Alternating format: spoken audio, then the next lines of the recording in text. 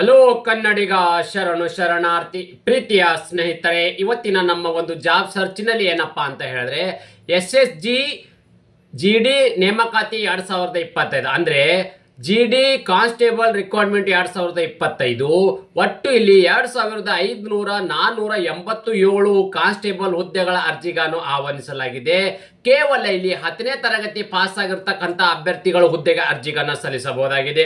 ಅದೇ ರೀತಿ ಪುರುಷ ಮತ್ತು ಮಹಿಳಾ ಅಭ್ಯರ್ಥಿಗಳು ಕೂಡ ಅರ್ಜಿಗಳನ್ನ ಸಲ್ಲಿಸಬಹುದಾಗಿದೆ. ಅವರಿಗಿರ್ತಕ್ಕಂಥ ವೇತನ 21,700ರಿಂದ 61,100 ರೂಪಾಯಿವರೆಗೂ ವೇತನವಿದ್ದು, ಪ್ರೀತಿಯ ಸ್ನೇಹಿತರೆ, ಇದೇ ರೀತಿ ಕುಲಂಕುಷವಾಗಿ ನಾನು ನಿಮಗೆ ಈ ವಿಡಿಯೋದಲ್ಲಿ ಮಾಹಿತಿ ಕೊಡ್ತೇನೆ, ಗಮನಿಸಿ.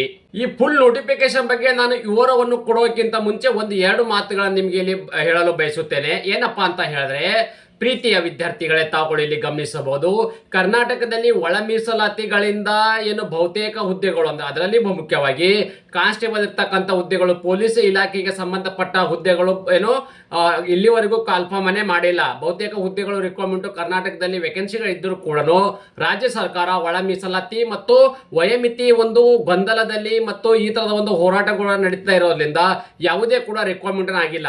ಈ ಎಲ್ಲ ಏನು ತಾಯಿ ತಂದಿನ ಬಿಟ್ಟು ನೀವು ಎಲ್ಲೋ ಹುಬ್ಳಿನೋ ಧಾರವಾಡೋ ಅಥವಾ ನೀವು ಯಾವುದೇ ಒಂದು ಕೋಚಿಂಗ್ ಸೆಂಟರ್ ಅಲ್ಲಿ ವಿದ್ಯಾಭ್ಯಾಸನ ಮಾಡಿಬಿಟ್ಟು ಓಕೆ ನೀವು ಆ ಪೊಲೀಸ್ ಇಲಾಖೆಗೆ ಸೇರಬೇಕು ಅನ್ನೋ ಕನಸು ಕಟ್ಕೊಂಡು ಯಾರೆಲ್ಲ ಒಂದು ಸ್ಟಡಿನ ಮಾಡ್ತಾ ಇದ್ದೀರಿ ಅಂತ ಎಲ್ಲ ಅಭ್ಯರ್ಥಿಗಳಿಗೆ ಇದು ಒಂದು ಒಳ್ಳೆ ಆಪರ್ಚುನಿಟಿ ಅಂತ ಹೇಳಬಹುದಾಗಿದೆ.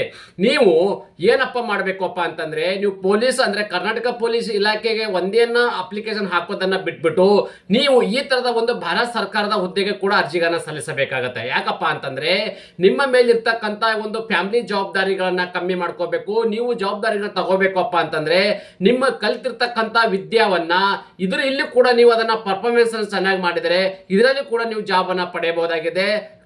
ಕರ್ನಾಟಕ ಸರ್ಕಾರದಿಂದ ಇಲ್ಲಿ ನಿಮಗೆ ಒಳ್ಳೆ ವೇತನವನ್ನು ಸಿಗಲಿದೆ. ಹಾಗಾಗಿ ಎಲ್ಲ ಏನು ವಿದ್ಯಾರ್ಥಿಗಳಲ್ಲಿ ಕೂಡ ಮನವಿ ಮಾಡ್ಕೊಳ್ತಿದ್ದೀನಿ, ಯಾರೆಲ್ಲ ಈ ಒಂದು ವಿಡಿಯೋ ಕೂಡ ತಾಯಿ ತಂದೆ ಅಂತ ಎಲ್ಲ ನೋಡ್ತಾ ಇದ್ರು ಕೂಡ ನಿಮ್ಮ ಮಕ್ಕಳಿಗೆ ಈ ವಿಡಿಯೋನ ಶೇರ್ ಮಾಡಲು ಮರೆಯದಿರಿ. ಯಾಕಪ್ಪ ಅಂದ್ರೆ ಅವರ ಒಂದು ಉಜ್ವಲ ಭವಿಷ್ಯದ ಬಗ್ಗೆ ಈ ಕನಸು ಕಂಡುಕೊಂಡಿರ್ತಕ್ಕಂಥ ವಿದ್ಯಾರ್ಥಿಗಳಿಗೆ ಎಲ್ಲ ರೀತಿಯ ಅನುಕೂಲವನ್ನು ಆಗಲಿ ಅನ್ನೋದೇ ನನ್ನ ಉದ್ದೇಶವಾಗಿದೆ. ಅದೇ ರೀತಿ ಪ್ರೀತಿಯ ಸ್ನೇಹಿತರೆ, ಈಗ ನಾವು ಫುಲ್ ನೋಟಿಫಿಕೇಶನ್ ಬಗ್ಗೆ ನಾವು ಇಲ್ಲಿ ಮಾಹಿತಿ ಕೊಡೋಣ, ಬನ್ನಿ. ನೋಡಿ, SSC ಕಾನ್ಸ್ಟೇಬಲ್ GD ರಿಕ್ವೈರ್ಮೆಂಟ್ 2025 ಅಂದ್ರೆ ಸ್ಟಾಫ್ ಸೆಲೆಕ್ಷನ್ ಕಮಿಷನ್ ಭಾರತದೆಲ್ಲೆಡೆ ಅಗತ್ಯವಿರುವ ಕಾನ್ಸ್ಟೇಬಲ್ GD ಹುದ್ದೆಗಳ ಭರ್ತಿಗೆ ಅರ್ಹ ಹಾಗೂ ಆಸಕ್ತ ಅಭ್ಯರ್ಥಿಗಳಿಂದ ಅರ್ಜಿಗಳನ್ನು ಆಹ್ವಾನಿಸಲಾಗಿದೆ. ಹುದ್ದೆಗಳ ಭರ್ತಿಗೆ ಸಂಬಂಧಿಸಿದಂತೆ ಕರ್ತವ್ಯ ಸ್ಥಳ, ಶೈಕ್ಷಣಿಕ ಅರ್ಹತೆ, ವೇತನ, ವಯೋಮಾನ, ಅರ್ಜಿ ಸಲ್ಲಿಕೆ ದಿನಾಂಕ, ಹುದ್ದೆಗಳ ಬಗ್ಗೆ ಮಾಹಿತಿ, ಓವರಾಲ್ ಆಗಿ ಫುಲ್ ನೋಟಿಫಿಕೇಶನ್ ಬಗ್ಗೆ ನಾನು ನಿಮಗೆ ಇಲ್ಲಿ ಕನ್ನಡದಲ್ಲಿ ವಿವರವನ್ನು ಕೊಡುತ್ತೇನೆ. ನೀವು ನಮ್ಮ ಯೂಟ್ಯೂಬ್ ಚಾನಲ್ಗೆ ಮೊದಲ ಬಾರಿ ಭೇಟಿ ನೀಡಿದರೆ ಸಬ್ಸ್ಕ್ರೈಬ್ ಜೊತೆಗೆ ಬೆಲ್ ಐಕನ್ ಕ್ಲಿಕ್ ಮಾಡೋದನ್ನ ಮರೆಯಬೇಡಿ. ಯಾಕಪ್ಪ ಅಂದ್ರೆ ಪ್ರತಿನಿತ್ಯ ನೋಟಿಫಿಕೇಶನ್ ನಿಮಗೆ ಬರಲಿದೆ. ಪ್ರೀತಿಯ ಸ್ನೇಹಿತರೆ, ಇಲ್ಲಿ ನೋಡಿ, SSC ಕಾನ್ಸ್ಟೇಬಲ್ GD ರಿಕ್ವೈರ್ಮೆಂಟ್ 2025 ನಾವಿಲ್ಲಿ ವೇಕೆನ್ಸಿಗಳ ಬಗ್ಗೆ ನಾವಿಲ್ಲಿ ಮಾಹಿತಿ ನೋಡೋದಾದ್ರೆ ಯಾವೆಲ್ಲ ಹುದ್ದೆಗಳ ಅರ್ಜಿಗಳನ್ನು ಆಹ್ವಾನಿಸಲಾಗಿದೆಪ್ಪ ಅಂದ್ರೆ, ಕಾನ್ಸ್ಟೇಬಲ್ ಜನರಲ್ ಡ್ಯೂಟಿ ಇರ್ತಕ್ಕಂಥ ಹುದ್ದೆಗಳ ಅರ್ಜಿಗಳನ್ನು ಆಹ್ವಾನಿಸಲಾಗಿದೆ. ನೋಡಿ, ಕಾನ್ಸ್ಟೇಬಲ್ ಜನರಲ್ ಡ್ಯೂಟಿ ಇರ್ತಕ್ಕಂಥ ಹುದ್ದೆಗಳ ಅರ್ಜಿಗಳನ್ನು ಆಹ್ವಾನಿಸಲಾಗಿದೆ.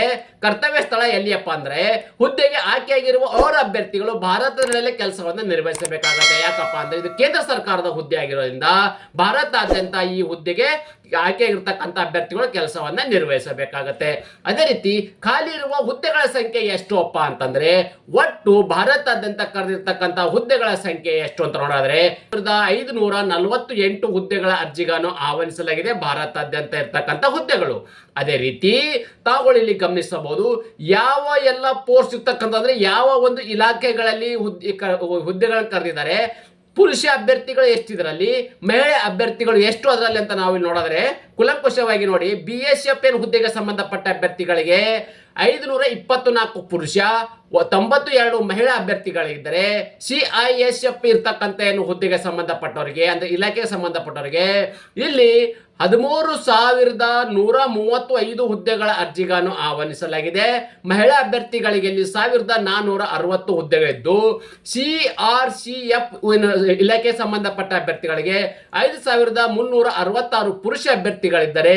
ಮಹಿಳಾ ಅಭ್ಯರ್ಥಿಗಳು 124 ಹುದ್ದೆಗಳಿರ್ತಕ್ಕಂಥದ್ದು. ಅದೇ ರೀತಿ SSB ಇರ್ತಕ್ಕಂಥ ಏನು ಇಲಾಖೆ ಸಂಬಂಧಪಟ್ಟ ಅಭ್ಯರ್ಥಿಗಳಿಗೆ 1,764 ಪುರುಷ, ಮಹಿಳಾ ಅಭ್ಯರ್ಥಿಗಳು 0 ಇರಲಿದೆ. ಅದೇ ರೀತಿ ITB ITBP ಇರ್ತಕ್ಕಂಥ ಇಲಾಖೆ ಸಂಬಂಧಪಟ್ಟ ಅಭ್ಯರ್ಥಿಗಳಿಗೆ ಪುರುಷ ಅಭ್ಯರ್ಥಿಗಳಿಗೆ 1099 ಹುದ್ದೆಗಳಿದ್ದರೆ ಮಹಿಳಾ ಅಭ್ಯರ್ಥಿಗಳಿಗೆ 194 ಹುದ್ದೆಗಳಿರಲಿದೆ. ಅದೇ ರೀತಿ AR ಇರ್ತಕ್ಕಂಥ ಇಲಾಖೆ ಸಂಬಂಧಪಟ್ಟ ಅಭ್ಯರ್ಥಿಗಳಿಗೆ ಪುರುಷ ಅಭ್ಯರ್ಥಿಗಳಿಗೆ 1556 ಹುದ್ದೆಗಳಿದ್ದರೆ ಮಹಿಳೆ ಅಭ್ಯರ್ಥಿಗಳಿಗೆ ಇಲ್ಲಿ 150 ಹುದ್ದೆಗಳ ಅರ್ಜಿಗಳನ್ನು ಆಹ್ವಾನಿಸಲಾಗಿದೆ. ಅದೇ ರೀತಿ CSF ಇರ್ತಕ್ಕಂಥ 23 ಇದು ಪುರುಷ ಅಭ್ಯರ್ಥಿಗಳಾದರೆ ಮಹಿಳಾ ಅಭ್ಯರ್ಥಿಗಳಿಗೆ ಇಲ್ಲಿ 0 ಇರಲಿದೆ. ಪ್ರೀತಿಯ ಸ್ನೇಹಿತರೆ, ನಾನು ನಿಮ್ಗೆ ಇಲ್ಲಿ ಮೊದಲೇ ಹೇಳಿದ ಹಾಗೆ ಯಾವ ಇಲಾಖೆಗಳಿಂದ ಪುರುಷ ಅಭ್ಯರ್ಥಿಗಳಿಗೆ ಎಷ್ಟು ಹುದ್ದೆಗಳಿದಾವೆ, ಮಹಿಳಾ ಅಭ್ಯರ್ಥಿಗಳಿಗೆ ಎಷ್ಟು ಹುದ್ದೆ ಇದೆ ಎಂಬುದನ್ನು ನಾವಿಲ್ಲಿ ಕೂಲಂಕುಷವಾಗಿ ನೋಡಿದ್ದೇವೆ. ಹಾಗಾದರೆ ಈ ಅರ್ಜಿಗಳನ್ನ ಸಲ್ಲಿಸಬೇಕಾದ್ರೆ ಯಾವೆಲ್ಲ ಒಂದು ಕ್ವಾಲಿಫಿಕೇಶನ್ ಆಗಿರಬೇಕು ಅಪ್ಪ ಅಂತ ನಾವಿಲ್ಲಿ ಮಾಹಿತಿ ನೋಡಿದ್ರೆ ತಾವುಗಳು ಗಮನಿಸಬಹುದು. ನಿಗದಿಪಡಿಸಿರುವ ಶೈಕ್ಷಣಿಕ ಅರ್ಹತೆ ಏನೇನು ಆಗಿರ್ಬೇಕಪ್ಪ ಅಂದ್ರೆ ಮಾನ್ಯತೆ ಪಡೆದ ವಿದ್ಯಾಸಂಸ್ಥೆಯಿಂದ 10ನೇ ತರಗತಿ ವಿದ್ಯಾರ್ಥಿ ಹೊಂದಿರಬೇಕು. ನೀವು ಇಲ್ಲಿ ಕೇವಲ 10ನೇ ತರಗತಿ ಪಾಸ್ ಆಗಿರ್ತಕ್ಕಂಥ ಅಭ್ಯರ್ಥಿಗಳು ಈ ಹುದ್ದೆಗೆ ಅರ್ಜಿಗಳನ್ನ ಸಲ್ಲಿಸಬಹುದಾಗಿದೆ. ನಾವು ಈಗ ವಯೋಮಿತಿ ಬಗ್ಗೆ ಮಾಹಿತಿ ನೋಡೋಣ ಬನ್ನಿ. ಮೊದಲನೇದಾಗಿ ತಾವುಗಳಲ್ಲಿ ಗಮನಿಸಬಹುದು, ದಿನಾಂಕ 1/1/2026 ನೋಡಿ, 1 ಜನವರಿ 2026 ಅನ್ವಯವಾಗುವಂತೆ ಮಿನಿಮಮ್ 18 ವರ್ಷ ಇರಬೇಕು, ಮ್ಯಾಕ್ಸಿಮಮ್ 23 ವರ್ಷ. 18ರಿಂದ 23 ವರ್ಷದ ಒಳಗಡೆ ಇರ್ತಕ್ಕಂಥ ಅಭ್ಯರ್ಥಿಗಳಿಗೆ ಹುದ್ದೆಗೆ ಅರ್ಜಿಗಳನ್ನ ಸಲ್ಲಿಸಬಹುದಾಗಿದೆ. ಇದು ಜನರಲ್ ಕ್ಯಾಟಗರಿ ಸಂಬಂಧಪಟ್ಟ ಅಭ್ಯರ್ಥಿಗಳಿಗೆ. ವಯೋಮಿತಿಯಲ್ಲಿ ಕೂಡ ಸಡಿಲಿಕೆ ನೀಡಲಾಗಿದೆ. ಇಲ್ಲಿ SC/ST ಅಭ್ಯರ್ಥಿಗಳಿಗೆ 5 ವರ್ಷಗಳ ಕಾಲ ವಯೋಮಿತಿಯಲ್ಲಿ ಸಡಿಲಿಕೆವಿದ್ದರೆ OBC ಅಭ್ಯರ್ಥಿಗಳಿಗೆ 3 ವರ್ಷಗಳ ಕಾಲ ವಯೋಮಿತಿಯಲ್ಲಿ ಸಡಿಲಿಕೆಯನ್ನು ನೀಡಲಾಗಿದೆ. ಅದೇ ರೀತಿ ಆಯ್ಕೆ ಇರ್ತಕ್ಕಂಥ ಅಭ್ಯರ್ಥಿಗಳಿಗೆ ಪ್ರತಿ ತಿಂಗಳು ಸಿಗ್ತಕ್ಕಂಥ ವೇತನ ಎಷ್ಟು ಅಪ್ಪ ಅಂತ ನಾವಿಲ್ಲಿ ನೋಡೋದಾದ್ರೆ 21,700ರಿಂದ 69,100 ನೋಡಿ, 21,700 ರೂಪಾಯಿ ಅನ್ನೋದೇನಿದೆ ಮೂಲ ವೇತನ. ಅಂದ್ರೆ ನಿಮಗೆ ಇದು ಬೇಸಿಕ್ ಸ್ಯಾಲರಿ ಅನ್ನು ನಾನು ನಿಮ್ಗೆ ಹೇಳಿದ್ದೇನೆ. ಇದು ಬೇಸಿಕ್ ಸ್ಯಾಲರಿ ಅಲ್ಲದೆ ನಿಮಗೆ 35+ ನಿಮ್ಗೆ ಇಲ್ಲಿ ಸ್ಯಾಲರಿಯನ್ನು ದೊರೆಯಲಿದೆ ಮೊದಲೇ ವರ್ಷಕ್ಕೆ. ಆಯ್ಕೆ ವಿಧಾನ ಹೇಗೆ ಅಪ್ಪ ಅಂತಂದ್ರೆ ನೋಡಿ, ಅಪ್ಲಿಕೇಶನ್ ಹಾಕಿರ್ತಕ್ಕಂಥ ಅಭ್ಯರ್ಥಿಗಳನ್ನ ಸೆಲೆಕ್ಷನ್ ಅನ್ನ ಹೇಗೆ ಮಾಡ್ತಾರಪ್ಪ ಅಂತ ನಾವಿಲ್ಲಿ ನೋಡೋದಾದ್ರೆ ಆಯ್ಕೆ ವಿಧಾನ ಹೇಗಪ್ಪ ಅಂತಂದ್ರೆ ಮೊದಲನೇದಾಗಿ ಇಲ್ಲಿ ಕಂಪ್ಯೂಟರ್ ಆಧಾರಿತ ಪರೀಕ್ಷೆ ಅಂದ್ರೆ CBT ಎಕ್ಸಾಮ್ ಅನ್ನು ನಡೆಸಲಾಗುವುದು. ಆ CBT ಎಕ್ಸಾಮ್ ಅಲ್ಲಿ ಕ್ವಾಲಿಫೈ ಆಗಿರ್ತಕ್ಕಂಥ ಅಭ್ಯರ್ಥಿಗಳನ್ನ ಫಿಸಿಕಲ್ ಸ್ಟ್ಯಾಂಡರ್ಡ್ ಟೆಸ್ಟ್ ಅಂದ್ರೆ PST ಅನ್ನು ನಡೆಸಲಾಗುವುದು. ಈ PST ಆದ ಮೇಲೆ ಅದೇ ರೀತಿ ಫಿಸಿಕಲ್ ಎಫಿಷಿಯನ್ಸಿ ಟೆಸ್ಟ್ ಅಂದ್ರೆ PET ಕೂಡ ನಡೆಸಲಾಗುವುದು.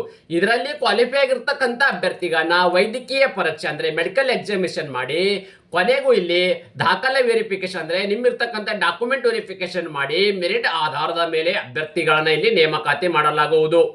ಸ್ನೇಹಿತರೆ, ಇಲ್ಲಿ ಗಮನಿಸಬೇಕಾಗಿರೋದು ವಿಷಯ ಏನಪ್ಪಾ ಅಂದ್ರೆ ಕಂಪ್ಯೂಟರ್ ಆಧಾರಿತ ಪರೀಕ್ಷೆ ಅಂದ್ರೆ ನೀವು ಅಪ್ಲಿಕೇಶನ್ ಹಾಕಿರ್ತಕ್ಕಂಥ ಏನೋ ಅಭ್ಯರ್ಥಿಗಳು ಯಾವ ಒಂದು ಕ್ವಶನ್ ಅನ್ನು ನೀಡಲಾಗುವುದು ಅಂದ್ರೆ ಯಾವ ಒಂದು ಆಧಾರಿತ ಮೇಲೆ ಇಲ್ಲಿ ಕ್ವಶನ್ ನೀಡಲಾಗುವುದು, ಎಷ್ಟು ಕ್ವಶನ್ ನೀಡಲಾಗುವುದು, ಅದಕ್ಕಿರ್ತಕ್ಕಂಥ ಮಾರ್ಕ್ಸ್ ಎಷ್ಟಿರ್ತಕ್ಕಂಥದ್ದು, ಎಕ್ಸಾಮ್ ಬರೋಕೆ ಇಲ್ಲಿ ಕಾಲಾವಧಿ ಎಷ್ಟು ಅಂತ ನಾವಿಲ್ಲಿ ಮಾಹಿತಿ ನೋಡೋದಾದ್ರೆ ಪಾರ್ಟ್ 1 ಅಲ್ಲಿ ನೋಡಿ ಜನರಲ್ ಇಂಟೆಲಿಜೆನ್ಸ್ ರೀಸನಿಂಗ್ ಇರ್ತಕ್ಕಂಥ ಕ್ವಶನ್ ನೀಡಲಾಗುವುದು.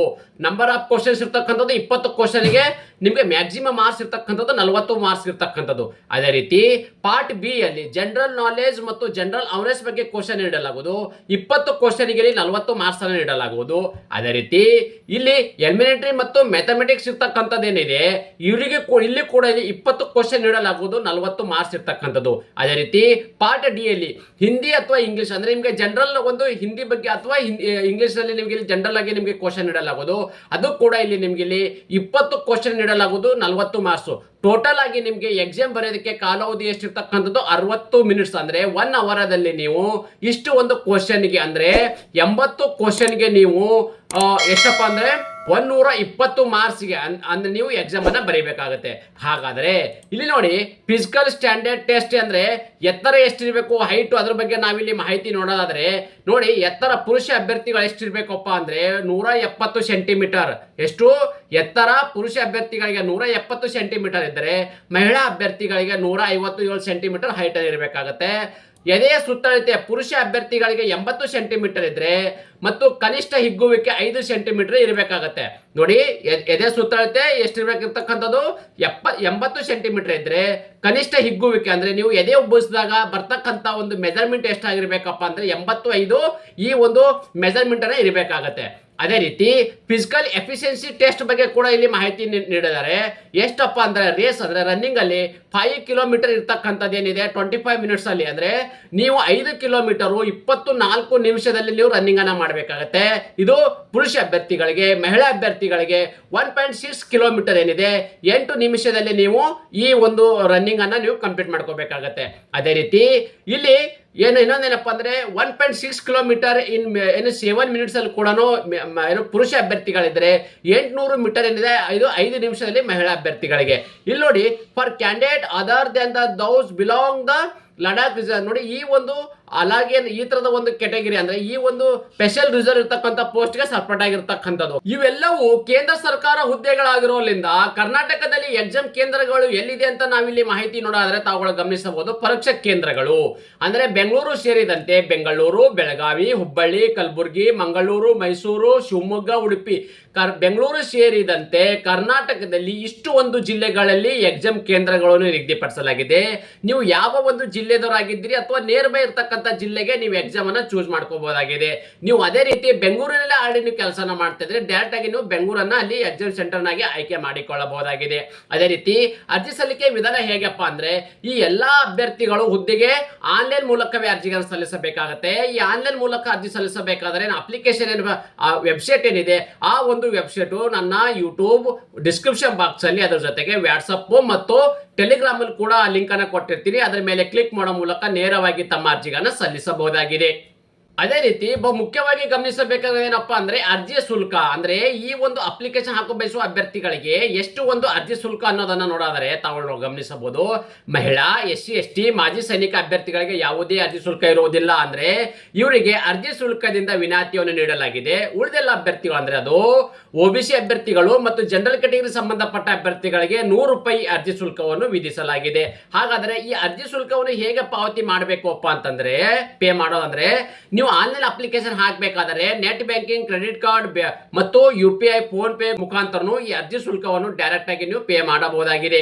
ಅದೇ ರೀತಿ ಅರ್ಜಿ ಸಲ್ಲಿಸಲು ನಿಗದಿಪಡಿಸಿದ ದಿನಾಂಕದ ವಿವರವನ್ನು ನಾವಿಲ್ಲಿ ನೋಡೋದಾದ್ರೆ ಅರ್ಜಿ ಸಲ್ಲಿಕೆ ಪ್ರಾರಂಭ ದಿನಾಂಕ 1 ಡಿಸೆಂಬರ್ 2022 ಪ್ರಾರಂಭವಾಗಿದ್ದು ಅರ್ಜಿ ಸಲ್ಲಿಸಲು ಕೊನೆಯ ದಿನಾಂಕ ಡಿಸೆಂಬರ್ 25ಗೆ ಅಂದ್ರೆ ಇದೇ ತಿಂಗಳು ಡಿಸೆಂಬರ್ 31ಗೆ ಕೊನೆಯ ದಿನಾಂಕವಾಗಿದ್ದು ಆನ್ಲೈನ್ ಮುಖಾಂತರ ಅರ್ಜಿ ಶುಲ್ಕವನ್ನು ಪಾವತಿಸಲು ಕೊನೆಯ ದಿನಾಂಕ 1 ಜನವರಿ 2026. ನೋಡಿ, 1 ಜನವರಿ 2026 ನೀವು ಅರ್ಜಿ ಶುಲ್ಕವನ್ನು ಪಾವತಿಸಲು ಕೊನೆಯ ದಿನಾಂಕ. ಅದೇ ರೀತಿ ತಾತ್ಕಾಲಿಕ ಕಂಪ್ಯೂಟರ್ ಆಧಾರಿತ ಪರೀಕ್ಷೆ ನಡೀತಕ್ಕಂಥದ್ದು ಯಾವಾಗಪ್ಪ ಅಂದ್ರೆ ಫೆಬ್ರವರಿ ಅಥವಾ ಏಪ್ರಿಲ್ ತಿಂಗಳು 2026 ಎಕ್ಸಾಮ್ ಕೂಡ ನಡೆಯಲಿದೆ. ಅದೇ ರೀತಿ ಈ ಫುಲ್ ನೋಟಿಫಿಕೇಶನ್ ಬಗ್ಗೆ ನಿಮ್ಗೆ ಆಡಿ ಮಾಹಿತಿಯನ್ನು ಕೊಟ್ಟಿದ್ದೇನೆ. ಆನ್ಲೈನ್ ಮುಖಾಂತರ ಅರ್ಜಿ ಸಲ್ಲಿಸಬೇಕಾದ್ರೆ ಅಪ್ಲಿಕೇಶನ್ ವೆಬ್ಸೈಟ್ ಕೂಡ ನಿಮ್ಗೆ ಆಡಿ ಯೂಟ್ಯೂಬ್ ಅಲ್ಲಿ ಡಿಸ್ಕ್ರಿಪ್ಷನ್ ಬಾಕ್ಸ್ ಅಲ್ಲಿ ನೀಡಿದ್ದೇನೆ. ಅದೇ ರೀತಿ ನಮ್ಮದೇ ಒಂದು ಟೆಲಿಗ್ರಾಮ್ ಮತ್ತು ವಾಟ್ಸ್ಆಪ್ ಚಾನಲ್ ಕೂಡ ನೀವು ಜಾಯಿನ್ ಆಗಬಹುದು. ಯಾಕಪ್ಪ ಅಂದ್ರೆ ಅಲ್ಲಿ ಪ್ರತಿನಿತ್ಯ ನಮ್ಮ ಅಪ್ಡೇಟ್ ಅನ್ನು ನೀವು ಪಡೆಯಬಹುದಾಗಿದೆ. ಅಭ್ಯರ್ಥಿಗಳು ಇನ್ನೊಂದೇನೋ ಮುಖ್ಯವಾಗಪ್ಪ ಅಂದ್ರೆ ನೋಡಿ, ಆನ್ಲೈನ್ ಮುಖಾಂತರ ಅರ್ಜಿ ಸಲ್ಲಿಸಬೇಕಾದ್ರೆ ನಾನು ವೆಬ್ಸೈಟ್ ಕೊಟ್ಟಿರ್ತೀನಿ. ಅದ್ರ ಮೇಲೆ ಈ ತರ ಕ್ಲಿಕ್ ಮಾಡೋ ಮೂಲಕ ಈ ತರದ ಒಂದು ಅಪ್ಲಿಕೇಶನ್ ಅನ್ನು ಓಪನ್ ಆಗುತ್ತೆ. ಓಕೆ, ಸೊ ಈ ತರದ ನೀವು ಮೊದಲೇ ರಿಜಿಸ್ಟ್ರೇಷನ್ ಆಗಿದ್ರೆ ಇಲ್ಲೇ ನೀವು ಕ್ಲಿಕ್ ಮಾಡಬೇಕಾಗುತ್ತೆ. ಇಲ್ಲಪ್ಪ ಅಂದ್ರೆ ನೀವು ಆಲ್ರೆಡಿ ರಿಜಿಸ್ಟ್ರೇಷನ್ ಆಗಿದ್ರೆ ಇದು ಡೈರೆಕ್ಟ್ ಆಗಿ ನಿಮ್ಮಲ್ಲಿ ಇರ್ತಕ್ಕಂಥ ರಿಜಿಸ್ಟ್ರೇಷನ್ ನಂಬರು, ಪಾಸ್ವರ್ಡ್ ಹೊಂದ್ಬಿಟ್ಟು ನೀವು ಲಾಗಿನ್ ಆದ್ರೆ ಅಪ್ಲಿಕೇಶನ್ ಸಬ್ಮಿಟ್ ಆಗುತ್ತೆ. ಓಕೆ, ಈ ತರದ ಒಂದು ಫಾರ್ಮೇಟ್ ಅನ್ನು ಓಪನ್ ಆಗಲಿದೆ. ಓಕೆ, ನೋಡಿ, ಪರ್ಸನಲ್ ಡೀಟೇಲ್ಸ್, ಪಾಸ್ವರ್ಡ್ ಕ್ರಿಯೇಟ್ ಅನ್ನು ಮತ್ತು ಅಡಿಷನಲ್ ಡೀಟೇಲ್ಸ್ ಮತ್ತು ಡೆಕ್ಲರೇಷನ್ ಇರ್ತಕ್ಕಂಥದ್ದು ಈ ತರ ನೀವು ಕಂಟಿನ್ಯೂ ಕೊಟ್ಬಿಟ್ರೆ ಈ ತರದ ಒಂದು ಫಾರ್ಮೇಟ್ ಓಪನ್ ಆಗುತ್ತೆ. ಅಪ್ಲಿಕೇಶನ್ ಅನ್ನ ಇಲ್ಲಿಂದ ಸ್ಟಾರ್ಟ್ ಆಗಲಿದೆ. ಅದೇ ರೀತಿ ಯಾರೆಲ್ಲ ಅಭ್ಯರ್ಥಿಗಳು ಈ ಒಂದು ಅಪ್ಲಿಕೇಶನ್ ಅನ್ನ ನಿಮಗೆ ಆನ್ಲೈನ್ ಮುಖಾಂತರ ಅರ್ಜಿ ಸಲ್ಲಿಸಕ್ಕೆ ಆಗೋದಿಲ್ಲ, ನಮ್ಮ ವಾಟ್ಸ್ಆಪ್ ಮುಖಾಂತರ ನೀವು ಕಾಂಟ್ಯಾಕ್ಟ್ ಮಾಡಿದ್ರು ಕೂಡ ನಾವು ಕೂಡ ನಿಮಗೆ ಅಪ್ಲಿಕೇಶನ್ ಹಾಕಿ ಕೊಡಲಿದ್ದೇವೆ. ಇದೇ ರೀತಿ ನಾವು ಕೊಟ್ಟಿರುವ ಉದ್ಯೋಗ ಮಾಹಿತಿ ನೀವು ಇಷ್ಟಪಡುತ್ತೀರಿ ಎಂದು ಭಾವಿಸುತ್ತೇನೆ. ಈ ಉದ್ಯೋಗ ಮಾಹಿತಿ ನಿಮಗೆ ಇಷ್ಟವಾದರೆ ನಿಮ್ಮ ಫ್ಯಾಮಿಲಿಗೂ ಫ್ರೆಂಡ್ಸ್ಗೂ ಶೇರ್ ಮಾಡಲು ಮರೆಯದಿರಿ. ಧನ್ಯವಾದ.